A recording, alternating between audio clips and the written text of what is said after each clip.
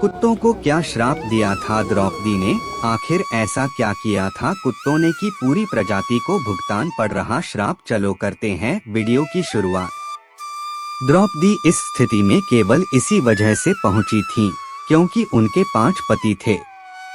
अगर उनका विवाह केवल एक के साथ होता तो शायद इस तरह की स्थिति ना आती। ऐसे में सवाल उठता है कि आखिर क्यों द्रौपदी के 5 पति हुए, वह भी तब जबकि महाभारत की कथाओं के मुताबिक द्रौपदी सामान्य स्त्री नहीं थीं। वह तो यज्ञ से जन्मी थीं। उन्हें मां काली का अवतार माना जाता था। इसका उत्तर भी महाभारत की ही एक कहानी से मिलता है। द्रौपदी ने योग्य वर की लालसा में महादेव की साधना की थी।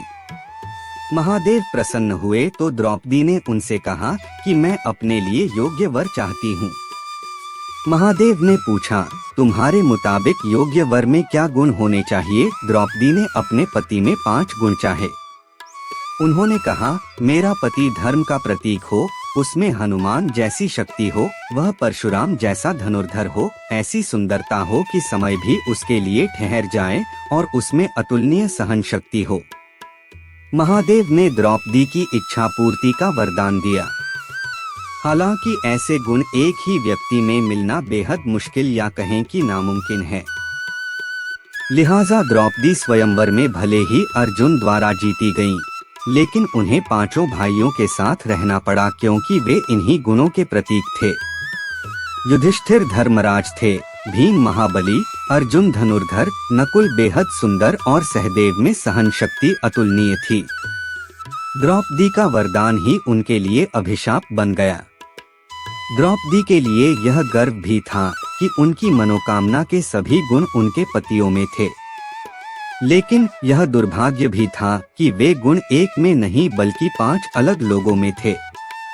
द्रौपदी को जब 5 भाइयों में बांटे जाने की बात पता चली तो उन्हें भी अपने वरदान का एहसास हुआ।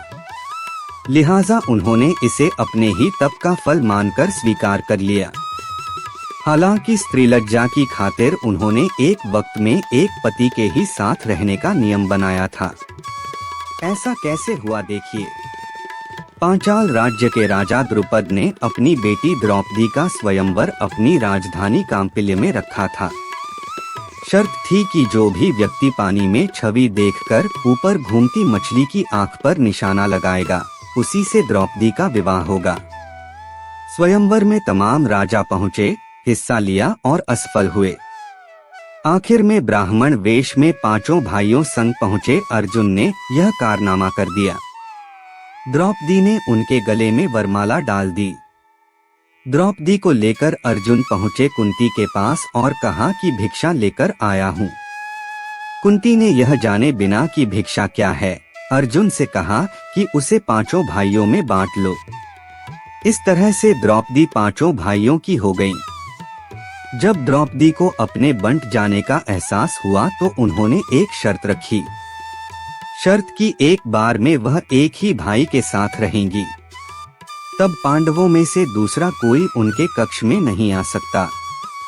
अगर कोई इस नियम का उल्लंघन करता है तो उसे 1 साल का वनवास झेलना पड़ेगा।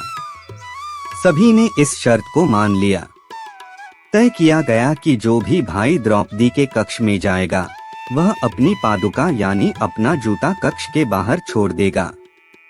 इससे सभी को अंदाजा हो जाएगा कि कोई दूसरा भाई द्रौपदी के साथ है।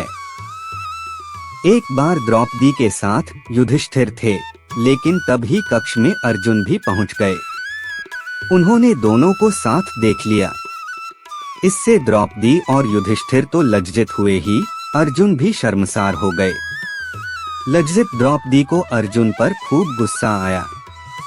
उन्होंने बेहद गुस्से में अर्जुन से पूछा कि क्या उन्हें बाहर पादुका नहीं दिखी। इस पर सिर नीचे किए अर्जुन ने कहा, नहीं। इसके बाद अर्जुन और भीम उस पादुका की खोज में निकल पड़े। एक जंगल में उन्हें कुछ कुत्ते युधिष्ठिर की पादुका से खेलते दिखे। जब उन्होंने आकर पूरा माजरा द्रौपदी को कह सुनाया तो गुस्से से तमतमाई द्रौपदी ने कुत्तों की समूची प्रजाति को शाप दे दिया। समूची प्रजाति को शाप देने की वजह यह थी कि किस कुत्ते ने युधिष्ठिर की पादुका चुराई, यह तय नहीं किया जा सकता था। द्रौपदी ने शाप दिया कि एक कुत्ते की वजह से उन्हें लज्जित होना पड़ा है। जैसे उनके निजी क्षणों को किसी और ने देखा, वैसे ही कुत्तों की पूरी प्रजाति अब लज्जित होगी। वे सभी के सामने सहवास करेंगे और हंसी का पात्र बनेंगे। दोस्तों, वीडियो अच्छा लगा हो तो वीडियो को लाइक करें और चैनल को सब्सक्राइब करें। धन्यवाद।